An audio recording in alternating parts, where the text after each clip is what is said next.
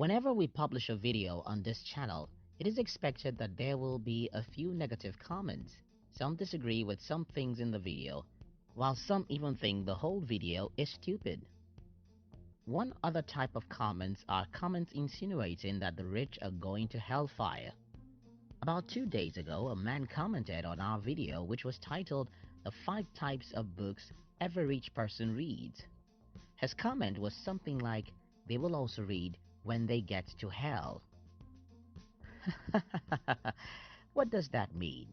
Is it a sin to be wealthy? Or that you can't be rich and still be a follower of Christ?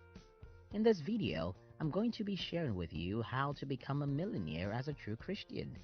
If you're new here, you may consider subscribing so that you won't miss other interesting videos like this. Money is righteous. When I was growing up, there used to be a proverb in my culture that says, "Wealth is suspicious." The meaning of that proverb is that when you see a rich person, don't envy him because he must have done evil things to make all the money he has. When children grow up in an environment where money and the rich are considered to be evil, why wouldn't they grow up to assume that all the rich are going to hellfire? The biggest problem in the world when it comes to money is that most people don't have any idea of how money is being made. If you have the understanding about money and how it's being made, then you'll understand that nobody has to do evil to become rich. You can be holy, righteous, and wealthy. And why do I think so? Well, money comes out of responsibility and nothing else. Rich people are people who take responsibility in their generation. These people can allow their passion to make them do evil along the line, but you don't necessarily have to do evil. Take for instance, when I was growing up, I heard so many people complaining about unemployment and poverty in my country. Because of these two major problems, almost everyone I knew wanted to emigrate from my country, but I had a different idea. If there's high unemployment in my country, then that's a problem. What if I learn how to create jobs? I studied entrepreneurship and learned how to build a business. Today, I have a business that gives jobs to other people, and that's the reason why I'm richer than most people. If you want to be rich, it's very simple. Take responsibility for your generation. Don't just complain about what is wrong. Look for what you can make right.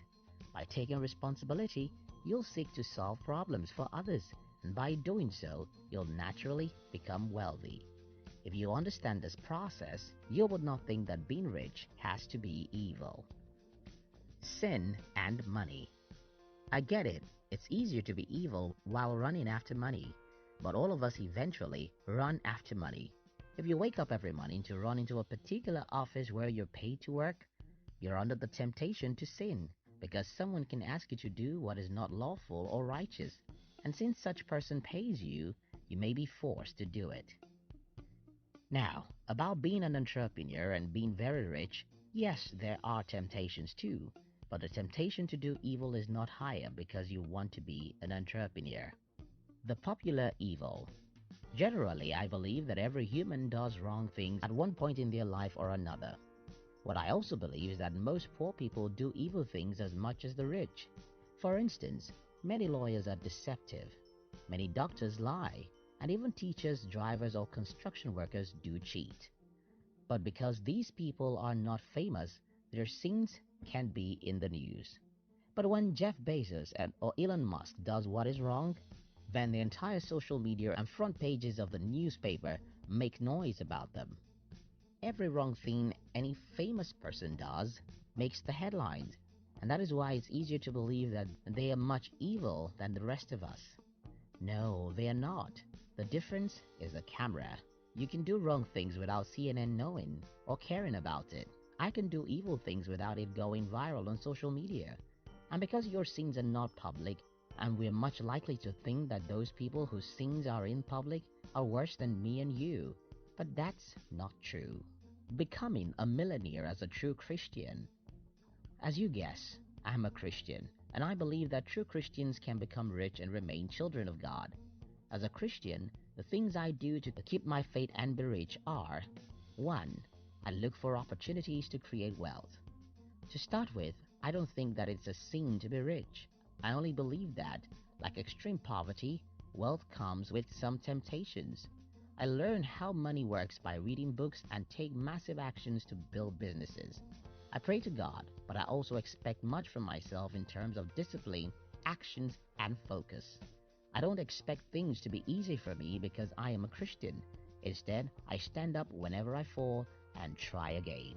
2. I always remind myself that I have an invisible lover. Yes, that's Jesus.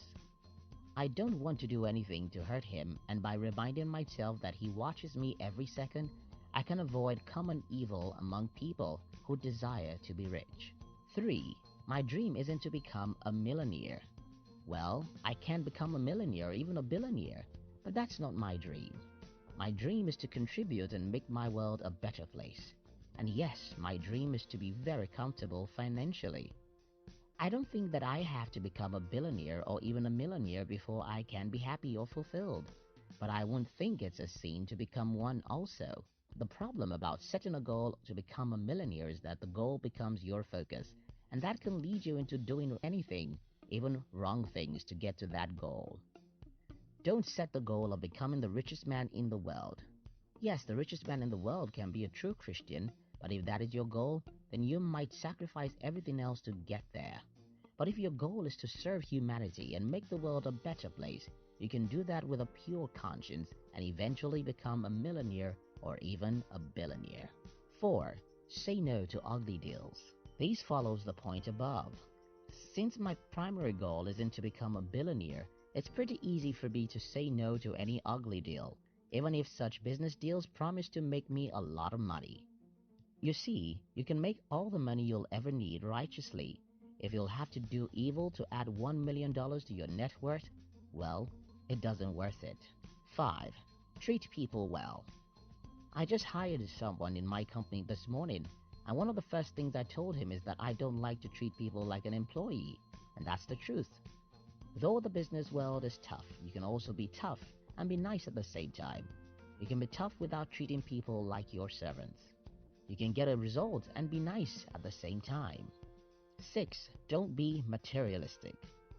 Most people want to be rich because they want to drive Ferraris and Lamborghinis. If driving the most expensive cars is the reason why you want to be rich in the first place, you're pursuing money for the wrong reason. Yes, you need to make yourself happy, but when your happiness depends on buying the most expensive things, then you'll need more and more and more money to keep up. And because you'll always need more money, you'll be tempted to do anything to get such money, even the wrong things. If you're a Christian, this is my advice to you.